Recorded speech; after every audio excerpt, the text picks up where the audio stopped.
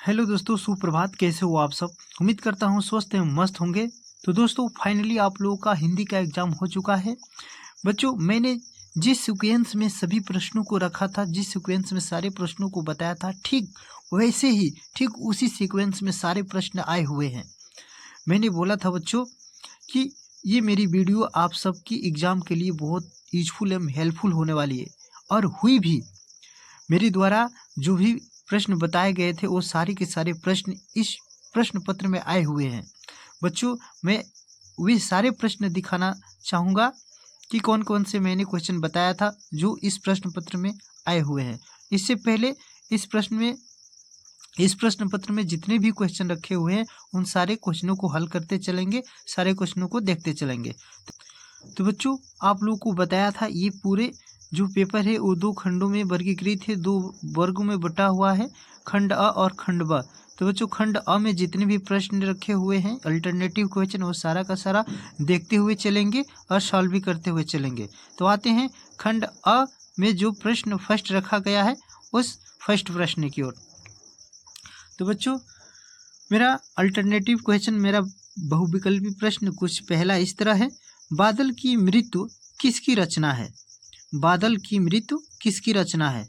तो बच्चों, ये बादल की मृत्यु जो है राम कुमार वर्मा की रचना है। राम कुमार वर्मा की रचना है बादल की मृत्यु। इनका जन्म मध्य प्रदेश के सागर जिले में हुआ था सन 1905 ईस्वी के आसपास। सर एग्जैक्ट 1905 ईस्वी में हुआ था, और इनका देहांत हुआ, निधन हुआ 1990 में हुआ था। नियर अबाउट ये टोटल 85 ईयर्स जीवित रहे। तो बच्चों, क्वेश्चन 5 इस तरह ये हमारा सॉल्व हुआ। आते हैं क्वेश्चन नंबर नेक्स्ट की ओर। तो बच्चों, क्वेश्चन नंबर नेक्स्ट हमारा ये है, किस कहानीकार की कहानियां मानसरोवर नाम से 8 भागों में संकलित है? तो बच्चों, मानसरोवर से हमें एक बात याद आती है। मानसरोवर की जो रचनाकार है वो है प्रेमचंद। ये प्रेमचंद का ये मतलब की कहानी है। तो इस तरह हमारा जो क्वेश्चन नंबर सेकेंड का जो ऑप्शन एक्यूरेट होगा वो हमारा डी नंबर है बच्चों।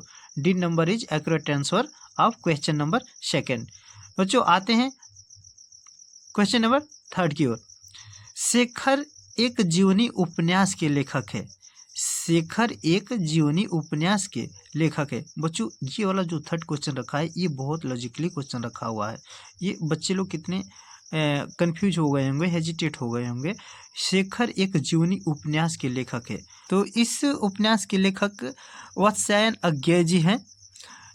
इनका पूरा नाम नहीं लिखा गया है, नाम की जो लास्ट टाइटल है वो मतलब कि ऑप्शन में रख दिया गया है। तो कितने बच्चे ऐसे होंगे जो इस क्वेश्चन को कंफ्यूजन में ऐसे मिस कर दिए होंगे? तो बच्चों, इसका आंसर जो होगा, आंसर ऑप्शन नंबर सी होगा। Option number C accurate answer होगा। तो बच्चों, इस तरह हम तीसरा क्वेश्चन भी सॉल्व कर लिए। आते हैं क्वेश्चन नंबर नेक्स्ट की ओर। अरे यायावर रहेगा याद, अरे यायावर रहेगा याद की विद्या है।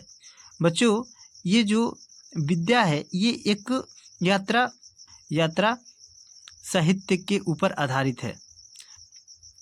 इस यात्रा साहित्य को या इस विद्या का जो रचनाकार है बच्चों वो अज्ञेय जी ही है। वत्स्यायन अज्ञेय ने ही इस विद्या की रचना की है। तो इस तरह आप लोगों को दो क्वेश्चन क्रिएट हुए, दो क्वेश्चन आप लोग का बना। आते हैं अब क्वेश्चन नंबर नेक्स्ट की ओर। हमारा क्वेश्चन नंबर नेक्स्ट है बच्चों, हरिवंश राय बच्चन द्वारा लिखित आत्मकथा के 4 भागों में सम्मिलित नहीं है। तो बच्चों, इसको ऑप्शन से, ऐसे क्वेश्चन को ऑप्शन से मतलब पकड़ा जाता है, ऑप्शन से सॉल्व किया जाता है। देखो, हरिवंश राय बच्चन द्वारा लिखित आत्मकथा के 4 भागों में सम्मिलित नहीं है। 3 होंगे, एक नहीं होंगे। तो पहले जो होंगे आप उसको कैच करो, उसे पकड़ो। क्या भूलूं क्या याद करूं, ये हरिवंश राय बच्चन द्वारा लिखित आत्मकथा है। अगला बात करें तो नीर का निर्माण भी उन्हीं ने लिखा, नीर का निर्माण भी उन्हीं के द्वारा लिखा गया। और बात करें बच्चों बसेरे से दूर, तो बसेरे से दूर भी उन्हीं के द्वारा लिखा गया। तो लास्ट ऑप्शन बचा क्या? जो बचा वही हमारा एक्यूरेट आंसर हो जाएगा। तो मेरी आत्मकहानी जो है बाबू ये बच्चों द्वारा लिखी आत्मकथा के भागों में सम्मिलित नहीं है। तो इस तरह वो बच्चों हमारा क्वेश्चन नंबर 5 का जो एक्यूरेट आंसर होगा, answer is option is a accurate answer होगा। आते हैं क्वेश्चन नंबर नेक्स्ट की ओर। हमारा क्वेश्चन नंबर नेक्स्ट है बच्चों, रीतिकाल की काव्य भाषा है। रीतिकाल की काव्य भाषा है बच्चों, रीतिकाल की काव्य भाषा वज्र भाषा है, वज्र भाषा, इसलिए हमारा ऑप्शन नंबर बी सही होगा। आते हैं क्वेश्चन नंबर नेक्स्ट की ओर। कवि भूषण की रचना नहीं है, कवि भूषण की रचना नहीं है। तो बच्चों कवि भूषण की रचना छत्रसाल दशक है, छत्रसाल दशक है। शिवराज भूषण भी है और शिवा बावनी भी है। बच्चों कवि भूषण की रचना रामचंद्रिका नहीं है, रामचंद्रिका नहीं है, इसलिए बच्चों हमारा 7 का जो आंसर होगा option number A is accurate option होगा। आते हैं क्वेश्चन नंबर नेक्स्ट की ओर बच्चों। क्वेश्चन नंबर नेक्स्ट हमारा क्या है, द्विवेदी युग नामकरण किस साहित्यकार के नाम के आधार पर किया गया है। द्विवेदी युग नामकरण किस साहित्यकार के नाम के आधार पर किया गया। ये बहुत लॉजिकली मत सा प्यारा सा क्वेश्चन है बच्चों, ये हर बच्चे इस क्वेश्चन को गलत टिक किए होंगे। द्विवेदी युग नामकरण किस साहित्यकार के नाम के आधार पर किया गया, तो ये है बच्चों महावीर प्रसाद द्विवेदी के नाम के आधार पर नामकरण किया गया। तो इस तरह हमारा क्वेश्चन नंबर 8 का जो नंबर डी होगा। तो बच्चों अब आते हैं क्वेश्चन नंबर नेक्स्ट की ओर। क्वेश्चन नंबर नेक्स्ट हमारा है, तार सप्तक के कवियों को अज्ञेय ने क्या कहकर संबोधित किया। तार सप्तक के कवियों को अज्ञेय ने क्या कहकर संबोधित किया। तो बच्चों इस क्वेश्चन का हमें एक्यूरेट मतलब कि हमें आंसर नहीं पता है। राहों के अन्वेषी कहकर संबोधित किया कि नई धारा के साथी, साहित्य सहचर के पथ के साथी। बच्चों मेरे अनुसार पथ के साथी होने चाहिए, बट आप लोग देख लेना, बुक से देख लेना बच्चों क्वेश्चन नंबर 9 को। ये इस क्वेश्चन का क्लैरिटी नहीं दे पा रहे हैं, बट मेरे हिसाब से ऑप्शन नंबर डी होनी चाहिए। आते हैं क्वेश्चन नंबर 9 की ओर। क्वेश्चन नंबर 9 हमारा क्वेश्चन नंबर 10 की ओर। क्वेश्चन नंबर 10 हमारा इस तरह है, धूप के दान रचना किसकी है। धूप के दान बच्चों हर बच्चों को पता होगा, गिरजा कुमार माथुर की है। तो इस तरह हमारा क्वेश्चन नंबर 10 का जो एक्यूरेट आंसर होगा वो ऑप्शन नंबर बी है। अब बच्चों आते हैं क्वेश्चन नंबर नेक्स्ट की ओर। तो बच्चों क्वेश्चन नंबर नेक्स्ट हमारा कुछ इस तरह है, करूड़ रस का अस्थाई भाव है। करूड़ रस का अस्थाई भाव, तो बच्चों करूड़ रस का अस्थाई भाव शोक होता है। करूड़ रस का अस्थाई भाव क्या होता है, शोक होता है। तो इस तरह हमारा answer option number D is accurate answer होगा। आते हैं बच्चों नेक्स्ट क्वेश्चन की ओर। नेक्स्ट क्वेश्चन हमारा क्या है बच्चों, नेक्स्ट नंबर को क्वेश्चन अलंकार से रखा गया है। चमचमात चंचल नयन बीच घूंघट पट, चमचमात चंचल नयन बीच घूंघट पट झीन, मानहु सुरसरिता विमल जल दृग उछरत जुगमिन।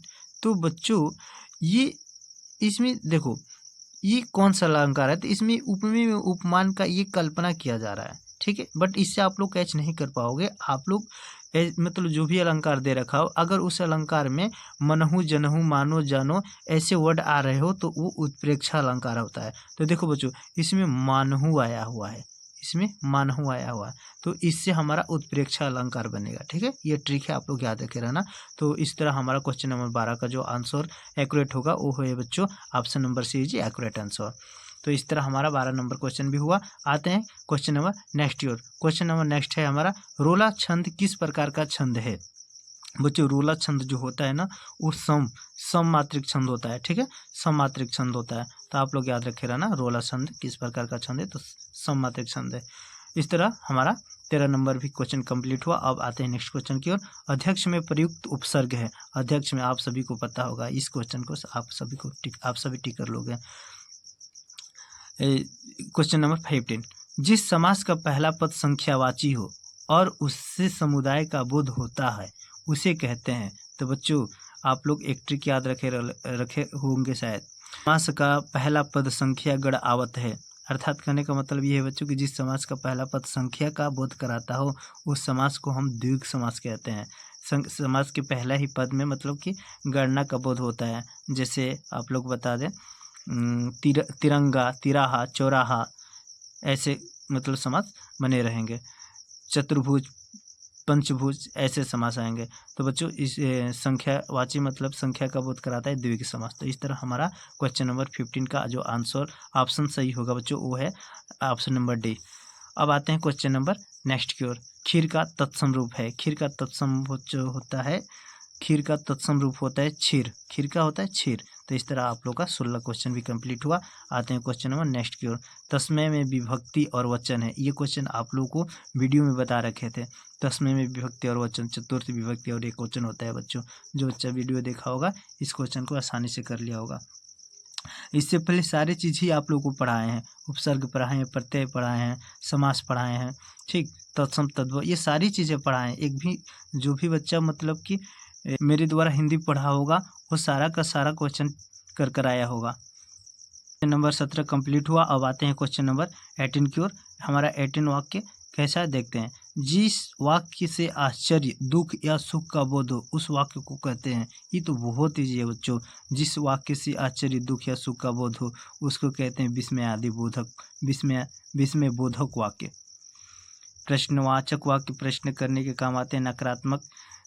नकारात्मक इस वाक्य में नहीं लगा रहता है। संदेहवाचक, संदेहवाचक में क्या है, संभावना, संभाव्य, संभावना व्यक्त की जाती है। तो आप लोग आइडिया लगा सकते हो कि जिस वाक्य से आश्चर्य, दुख या सुख का बोध होता है उसमें विस्मय बोधक वाक्य कहलाता है। तो इस तरह क्वेश्चन नंबर 18 का जो हमारा ऑप्शन सही होगा, ऑप्शन नंबर बी जी एक्यूरेट होगा। आते हैं अब क्वेश्चन नंबर नेक्स्ट की ओर। क्वेश्चन नंबर नेक्स्ट हमारा है रोहन से चला नहीं जाता। इस वाक्य में कौन सा वाच्य है। तो बच्चों रोहन से चला नहीं जाता, इस वाक्य में भाव का बोध हो रहा है। रोहन से चला नहीं जाता, रोहन से काम किया नहीं जाता।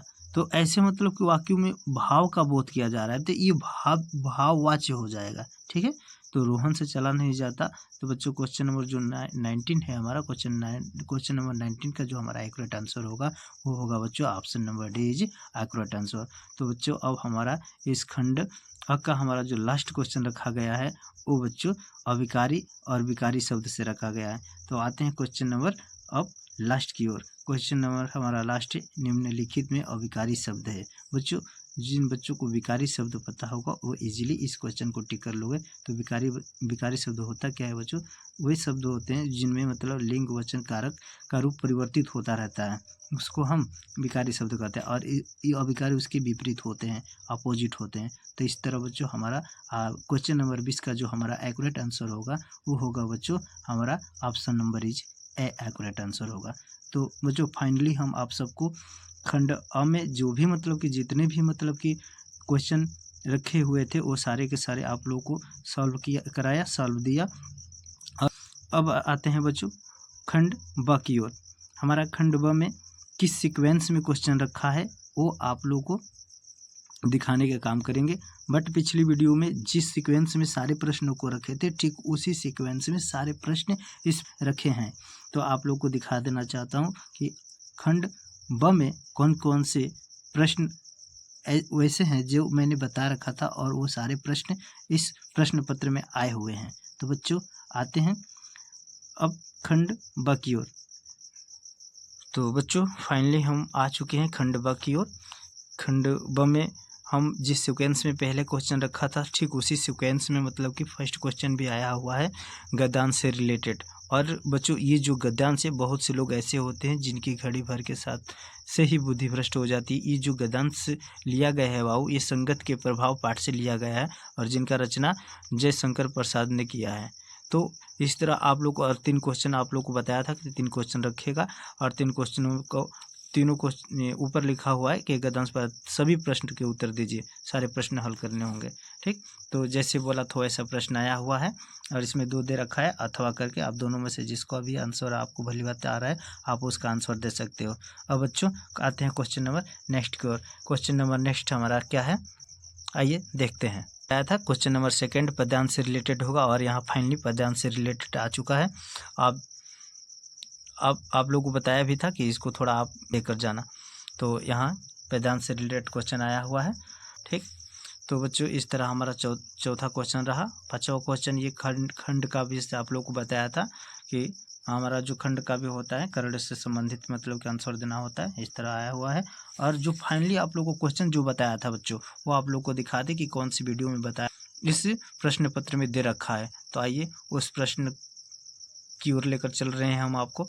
देखो बच्चों, वो है प्रश्न नंबर 6 है बच्चों। आप लोग को बताया था कि किसी एक लेखक का जीवन परिचय लिखने के लिए देगा। तीन प्रश्न में 3 मतलब कि लेखकों का नाम दिया रहेगा, किसी एक का मतलब लिखना होता है। तो आप लोग को बच्चों बताया था वीडियो में जयशंकर प्रसाद, और यहाँ पे जयशंकर प्रसाद फाइनली आ भी चुके हैं।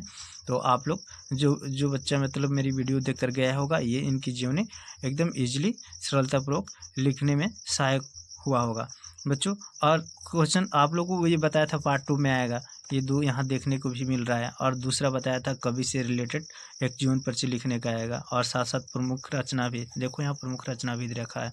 तो बच्चों पर तुलसीदास भी आए हुए हैं और जयशंकर प्रसाद भी आए हुए हैं।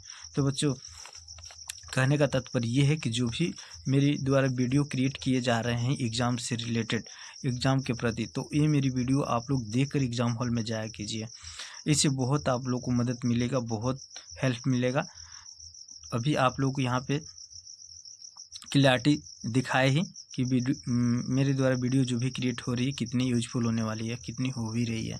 तो इस तरह आप लोग को बच्चों क्वेश्चन नंबर 6 का क्लैरिटी मैंने दे रखा, और आप लोग को साथ ही साथ क्वेश्चन नंबर 7 भी बताया था कि आप लोग अपने बुक से एक कोई श्लोक संस्कृत में याद कर लेना, ठीक है, उसे लिखना होता है, और एक श्लोक भी आया हुआ है।